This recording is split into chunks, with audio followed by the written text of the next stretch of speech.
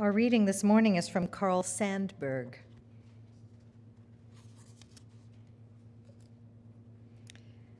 There is a hog in me, a snout and a belly, a machinery for eating and grunting, a machinery for sleeping, satisfied in the sun. I got this too from the wilderness, and the wilderness will not let it go. There is a fish in me. I know I came from salt blue water gates. I scurried with shoals of herring. I blew water spouts with porpoises before land was, before the water went down, before Noah, before the first chapter of Genesis. There is an eagle in me and a mockingbird, and the eagle flies among the rocky mountains of my dreams and fights among the Sierra crags of what I want. And the mockingbird warbles in the early forenoon before the dew is gone, warbles in the underbrush of my Chattanoogas of hope, gushes over the blue Ozark foothills of my wishes. And I got the eagle and the mockingbird from the wilderness. Oh, I got a zoo. I got a menagerie inside my ribs, under my bony head, under my red valve heart. And I got something else. It is a man-child heart, a woman-child heart. It is a father and mother and lover. It came from God knows where. It is going to God knows where. For I am the keeper of the zoo. I say yes and no. I sing and kill and work. I am a pal of the world. I came from the wilderness. I am the keeper of the zoo. This is Carl Sandburg's understanding of reality, that some of every being in the animal kingdom is somehow present in the human being. What is our understanding of the reality of living in a multi-species world? What are the religious, spiritual, and ethical aspects of existing in that world? Neil deGrasse Tyson has given it some thought. He says that accepting our kinship with all life on earth is not only solid science. In my view, he says, it's also a soaring spiritual experience. And some Unitarian Universalists have been thinking about the relationship that humans have with the rest of life on earth. And they have created what is known as the First Principle Project. Today we'll be challenged to engage with their argument for a change to our first principle, from the inherent worth and dignity of every person to the inherent worth and dignity of every being. From its beginning in August 2013, the project has been endorsed by 4 Unitarian Universalist organizations, including the Covenant of UU Pagans and UU Food Justice. And its proposal has been passed by 25 UU congregations. The project prepared a presentation to argue at this year's New Orleans General Assembly for a bylaw change to make the new wording possible. But instead, the UUA board at the General Assembly announced that it will appoint a study commission to look at possible changes to all of our principles and purposes, an update, more or less. So rather than me going on over what the project is or isn't, I want to show you about 5 minutes of the Reverend Laura Kim Joyner's presentation that you can find on the First Principle Project website. Up with is just how can we make our life and other lives better, and we want to do that because other lives have inherent worth and dignity. And what the FPP is also about, it's about growing our multicultural and multi-species competency. How can we really see the other and move from judging others that are different from us? How can we understand the complexity of interlocking oppression and compassionate responses? And by interlocking oppressions, we mean that the oppressions come from the same root causes. They are expressed differently, but how can we get at the core of what causes this, and how can we respond? And it is not an easy thing, and it's complex how we do respond with compassion. The FPP is also about decreasing our human sense of isolation and disconnection. It's deepening our faith. It's living with more joy and hope, and it's learning and loving this life fiercely. It's about not turning away from anything that is reality. It's not about feeling comfortable, it's about feeling everything, being one with all that is. And through that spiritual practice of the First Principle Project and our principle, even as it stands now, especially as it stands now, it's about promoting justice everywhere. What might that look like? This is an ad that ran in the UU World, or is running right now, getting us ready for General Assembly 2017 in New Orleans. These various photos show us what a compassionate response looks like to the very beautiful others and all the many ways that it plays out. It's also showing us how oppressions are connected. What harms our climate harms our people, harms our animals. And in our compassionate response, we want to right environmental injustice. We want to work for climate justice, racial justice, healthcare justice, multi-species justice, all of them, by getting at the root cause. And we seek the liberation of all of us and each of us. So what the First Principle Project isn't about, it's not about a behavioral rule or means to get people to do what we want.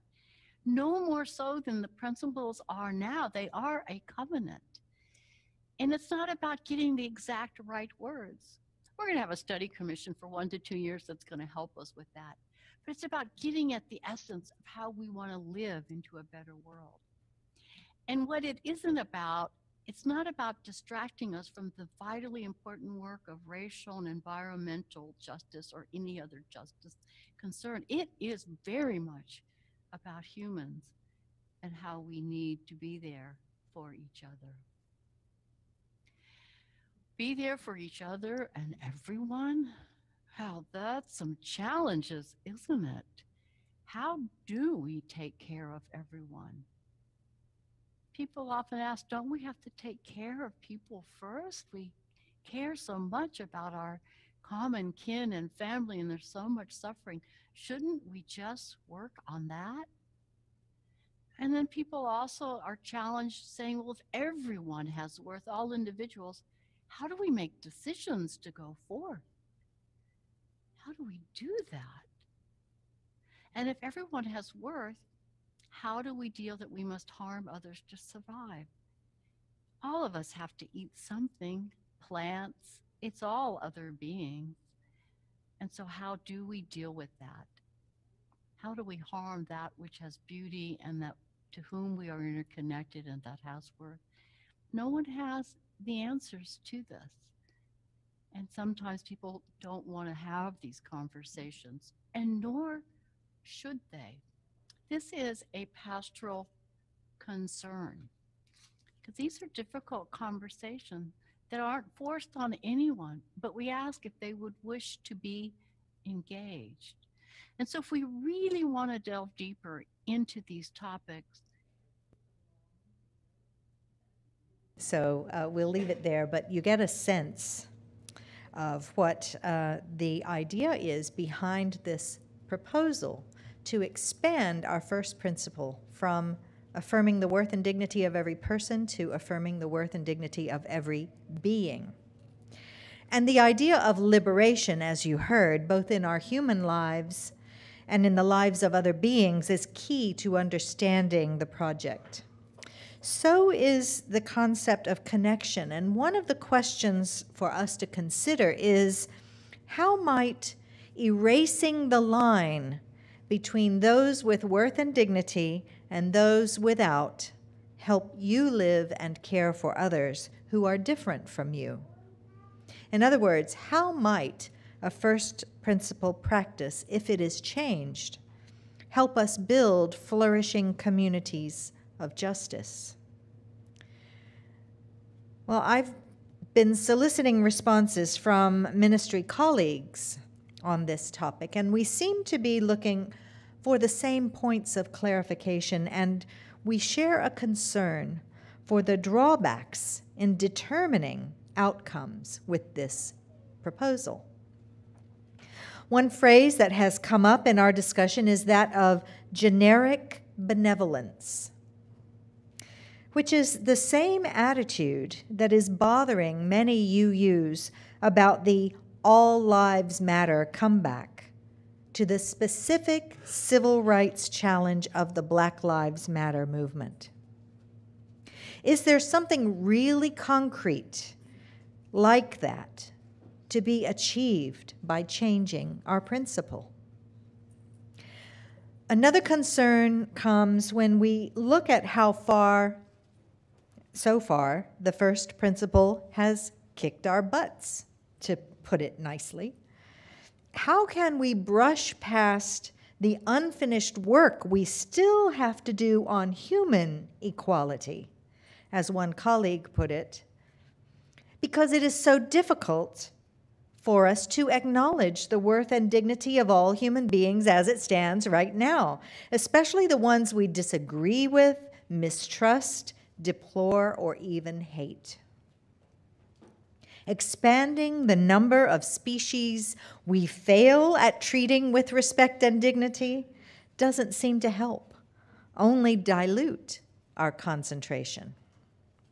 And finally, how do we actually equate the moral worth of a human life with that of a gerbil, a palm tree, a great white shark, or a mushroom? The term sentient being also has its problems. The First Principle Project suggests that we communicate values so that life of all kinds has the best chance to prosper, and that we should use the necessarily human lens of intrinsic and extrinsic value in our deliberations. Intrinsic is value based on the essential nature of a thing, where extrinsic is value based on whether something is good for something else. So, dogs can have intrinsic value because they're dogs, but also have extrinsic value when they are good for us, like guide dogs, and yet also be deemed as not good for humans when they bite or attack or have fleas that bite us. So it's not that simple. The suggestion of the First Principle Project is to look beyond this rationalizing of our behavior and be called beyond ourselves to the world of reverence, beauty, and awe, which we cannot control or explain. And its proponents also ask us to consider the difference between moral considerability and moral significance. In a blog about defining those terms, the First Principle Project references moral philosopher Kenneth Goodpaster in describing the difference like this. Moral considerability is the question of whether an entity should be taken into account morally at all. Moral significance is about how much that entity is to be taken into account. And the First Principle Project asks that we expand first our notion of moral considerability to include all beings. So all beings are worth being considered and taken into account morally. And then afterwards, worry about the harder issues of moral significance in light of the sorts of conflicting interest claims that invariably occur in life. Or as one of my colleagues puts it, yes, it might be possible to honor the inherent worth and dignity of the being I'm about to eat, but that probably rings hollow to the cow. So I ask you to give some thought in light of our blessing of the animals this morning to the First Principle Project and its proposal to change our first principle.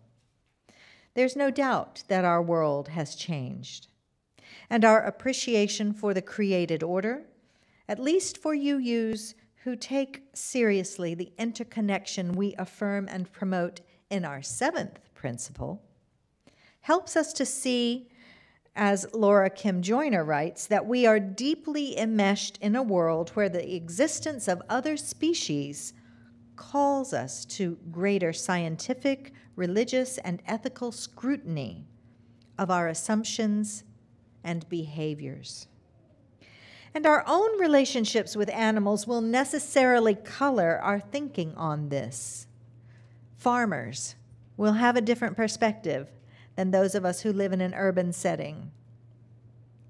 And as we see through religious history, there are many faith traditions that invite us to see animals as more than simply objects over which we have dominion, to use the phrase from the book of Genesis.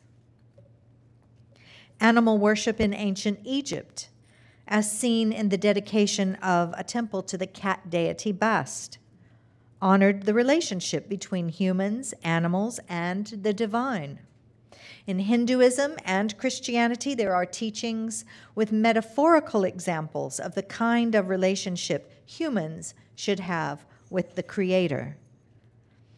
Lynn Caruso, who wrote the book Blessing the Animals, writes, Hindus are called to love God with the same devotion that a mother cat has for her kittens, while the compassion of shepherds for their sheep is presented as an example of the relationship between Jesus and his followers in the New Testament. The Jewish philosopher Martin Buber encourages us to cultivate an I-thou relationship with all that surrounds us in this world. Because as Caruso says, all real life happens in relationship. Any one of us who has ever loved an animal knows of the blessings that can occur and that can last beyond the life of that animal. They challenge us, as Gary Kowalski says, to walk in beauty as they do, at one with the turning seasons, welcoming the sunrise, and at peace with sunset. Blessed be. Amen.